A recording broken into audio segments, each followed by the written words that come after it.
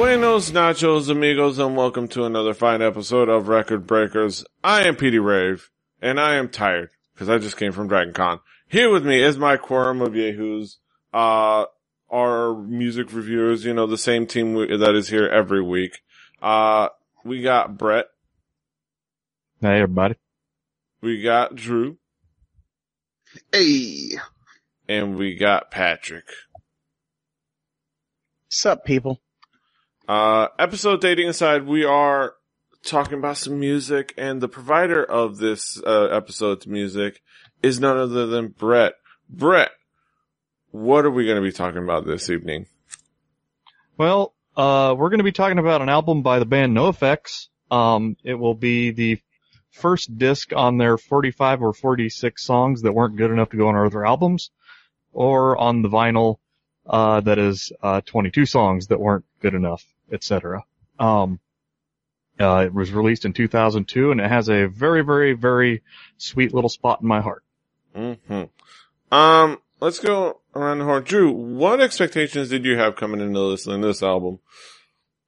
Well, when I was a teenager, I guess you could say that I was into the skate punk, your NoFX's, your Pennywise, your Bad Religions and stuff like that. And I sort of haven't listened to NoFX in a while, but I sort of knew what I was getting into as well. It was music that I would easily recognize, I guess you could say. It was stuff that I played ad nauseum when I was a kid. And that's just what it was. I think any person who likes punk music when they were a kid found their way to NoFX eventually. So. Mm-hmm. Patrick, what expectations did you have coming into this album? NoFX was a band that I remember downloading a couple of songs on Napster with back when Napster was still a thing and illegal, and, you know, those heady days when we were all discovering the music that we would, you know, either love or hate as we grew up. I was never a big NoFX guy. There were other bands in that scene that just I happened to prefer, and not to say anything bad about NoFX. It's just, they were to me just another band in that whole world that I kind of listen to occasionally and listen to a few songs. I was always more of the, in the Fat Mike Project world, I was always a Me First and the Gimme Gimme fan. And, NoFX was sort of just that thing his day job when he's not, you know, making clever punk covers with some of his friends. So I had heard them, but I had not heard a lot of them. Yeah, it's true for me too. I've heard them on quite a few Fat Records compilations and, you know, punk compilations and things goes punk goes albums. But definitely, and I've heard a couple of songs from this album, and definitely knew some of what to expect, but not don't know if I knew exactly what to expect out of the album as a whole. But Brett, what would be some of the themes and elements that make up this kind of little hodgepodge of an album? Well, it spans the entire run up to that point. They've even got like their original demo track on it. It goes through all the little versions of their playing style. It's NoFX at its best.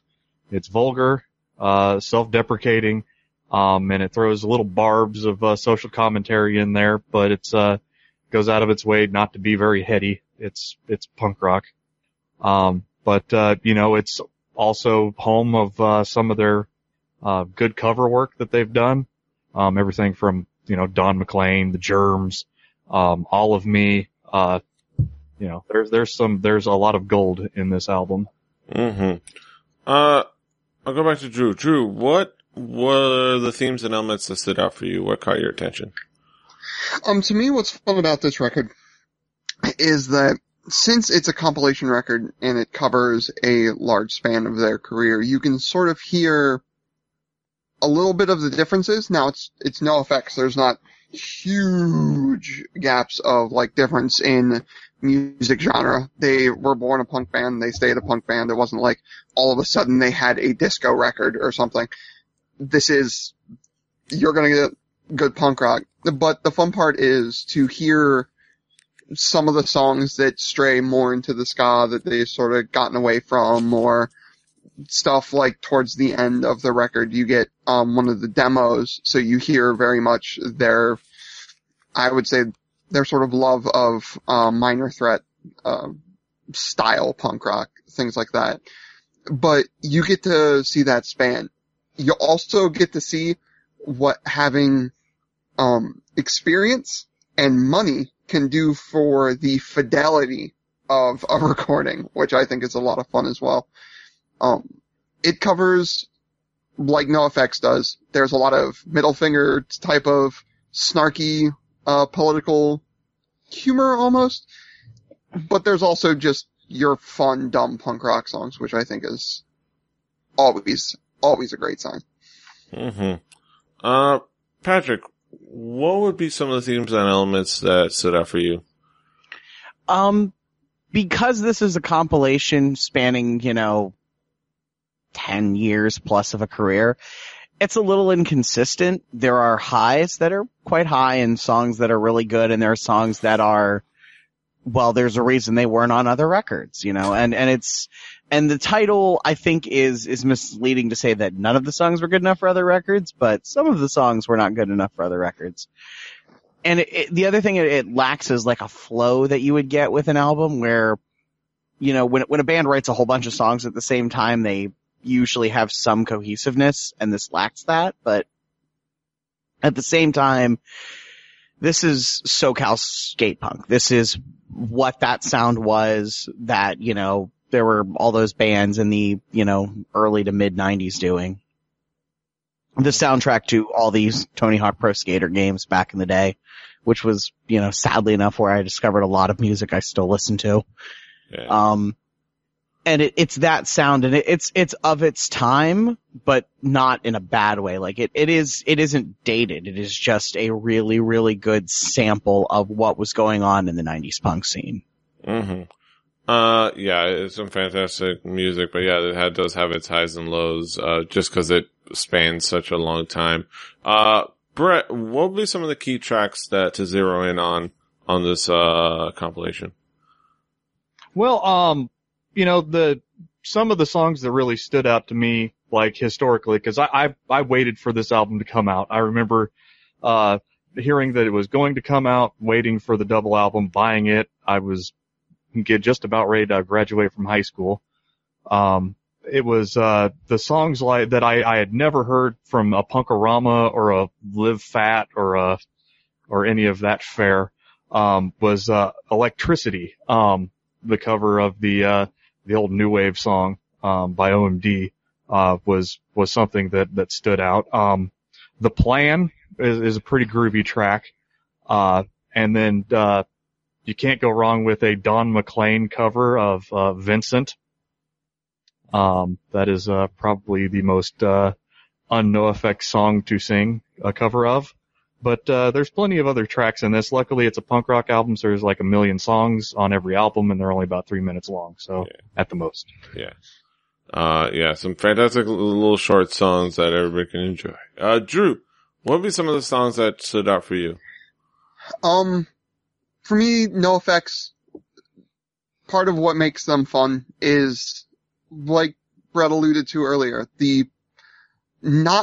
it's not super highbrow, but the political jabs and like the social commentary on an opening track like Pimps and Hookers is great. They start off with one of those. I'm glad they got that sort of in there. Made me laugh. Lower was sort of the theme for the I'm Not Gonna Compete, the theme for the almost, I felt like a little bit of the theme for the, I don't want to say slacker mentality because that is disingenuous of what it felt like, but it was that we don't want to compete, we don't want to be something like, you get a lot of political bands that are like, we're smarter, we know better, like we can do better, we're gonna be on top. And the beauty of NoFX is like, the Fat Mike will be the first one to say like, I'm not smarter per se than anybody else. I'm sort of stupid. I just know that what's happening is sort of dumb and that maybe we should do something else. And I like the lower for that. Lazy, if you think you're gonna get a song by me with the ska upstrokes, and I'm not going to talk about it on the record. You're dumb. Let's be fair about this. Yeah. It was a ska reggae song. I was bound to bring it up. But also, I want to come around to one that Brett also touched on. The Plan. I learned in my research during this album that apparently the Libertarian Party named it in its top 25 all-time songs for liberty. That's a thing that happened, and I think that's pretty awesome. Like, the Libertarian Party of America named it one of its top 25 songs for liberty. That's something to wrap your head around. Yeah, that's something to help wrap your head around. Patrick, what would be some of the tracks that caught your attention? I will agree on Lower being just an excellent song on the whole. And The Plan being pretty fun. I really liked, Bath of Least Resistance. It is maybe, I think to me, the best song there. And Fat Mike in the punks community everyone has an opinion on him and not all of them are good. I think is the way to describe it. I think that's a fair assessment of Fat Mike. And my opinion is sometimes Fat Mike is awesome. And this is one of those like, Fat Mike is awesome songs. And I like that for that. Zyklone B Bathhouse, which was, I think, NoFX doing a Bad Religion song. Like in their own way. Like this is their version of what Bad Religion does in the best possible way. And it was really good. And just because it was such a like left turn at the end, Eat the Meek, the dub mix of it, which is just like a straight dub tune with the guitar player El Jefe rocking out on his trumpet. And it was kind of exceptionally well done for a punk band that kind of prides itself on their sort of simple sing out of tune punkness. And it just, for whatever reason, I really, really enjoyed it at the end because it was just something completely different. Mm-hmm. Yeah, some fantastic tracks there, that you pointed out. Yeah, especially Electricity. It's a one that I've known before and I've jammed to before. And yeah, exactly what you guys said. Brett, well, let's kind of bring it back around, back to Drew. Drew, what would be your kind of conclusions about the album overall? Like I said, I think every person who's into punk rock eventually comes around to NoFX, and I think that's for good reason. Whether you agree with their stance on things or not, their music is what it is. It's a force in punk rock. They have built up Fat Wreck chords on pretty much their own. Fat Mike pushing to sort of help the punk scene while also like we were talking about this pre-show. They can do whatever they want whenever they want because they have that sort of power to say, no, like we've been here, we've been doing it longer than you and we have the respect for it and we do it ourselves. So if you want us to help you, if you want to get in on that, like get in on that. And I think that's pretty brilliant. This album as a whole, I think is a great slice of what makes NoFX stay around. You can see sort of the beginning, middle, and like towards the end of like a block, and you can see growth and changes in sound and things like that, and I think that's kind of fun. I think that's a cool thing for this album. And you never get bored, because it never sticks around the same sound too long. Just nice. Which is the epitome of a punk record. Patrick, what would be your conclusions about the album overall? So, like I said, I was into punk and stuff, and like everyone else here. I was always more like, I always pictured like you were either a Rancid guy or you were a NoFX guy, and they were kind of different but the same. And I always felt like I leaned heavily towards Rancid, but this made me realize just sort of how much NoFX is still the same NoFX they've always been, unlike almost every other band in that era. You know, NoFX still hates everything they hated in 1992. And that actually says something, you know, for a punk band to still be kind of the same thing they were. I mean, they definitely got political during the Bush years, but so did every band, I think, especially punk bands. Whereas Rancid went and, you know, broke apart into 7 other mostly terrible bands. NoFX is still NoFX. Like, they're still making punk rock. They still do their thing. And this album, like I think everyone said, is a really good, I think it's a good sampling of what they do. Like, it doesn't have the cohesion of a full album, but you also get a variety of all the things they do, you know, from like straight up buzzsaw punk to, you know, silly throwaway songs that are just vulgar and absurd, which is fun. I mean, they're a band who doesn't take themselves too seriously, but at the same time sometimes really has something to say, and mostly does a really good job of saying it, whether you agree with it or not. They don't fucking care. So I think if you want a sampling of what 90s skate punk was, and you haven't played all the Tony Hawk Pro Skater games back in the day, this is a really good way to get some of it. Mm-hmm.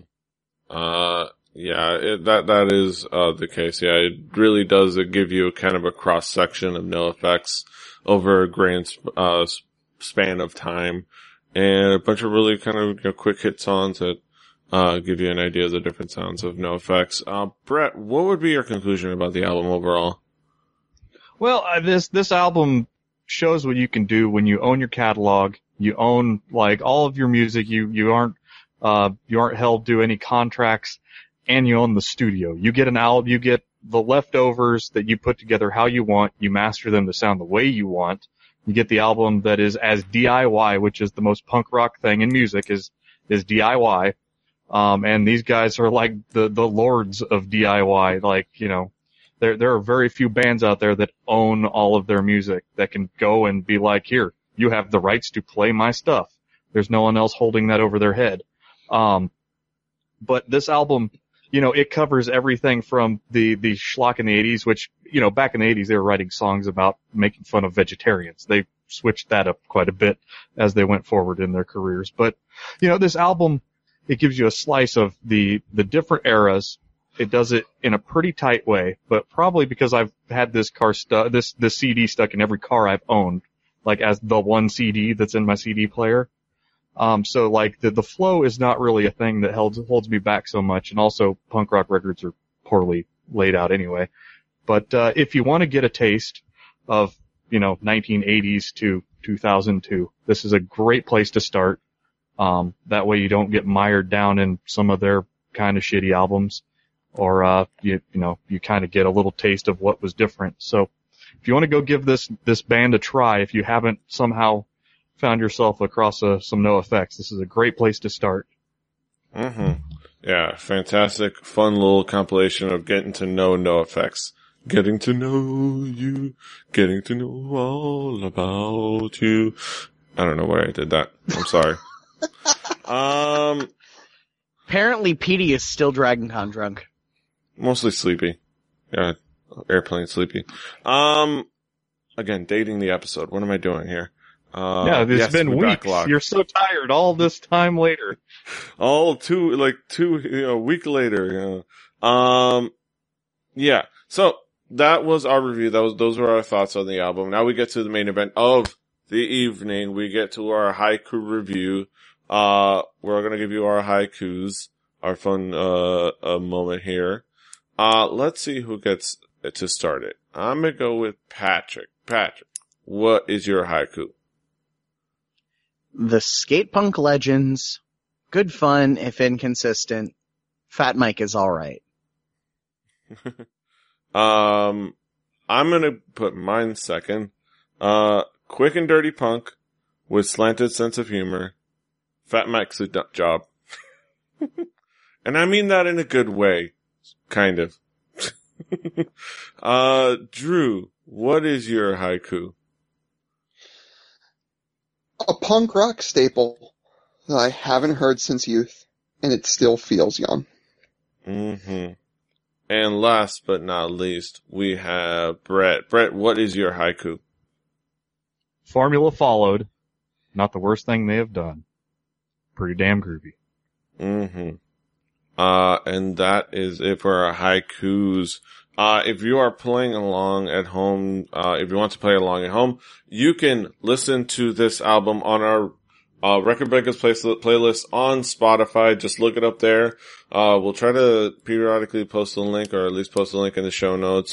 Just let us know where else we can curate a playlist, manage and curate a playlist, and we'll do just that. But on that playlist is going to be next week's album. Next week's record is going to be provided by Drew. Drew, what do you got for us next week? Well, there's a band from Riverside, California that many people have heard thanks to a cover of theirs that got sort of big, but I always liked them for their bigger musical catalog. It's a band called Alien Ant Farm with their album True Ant.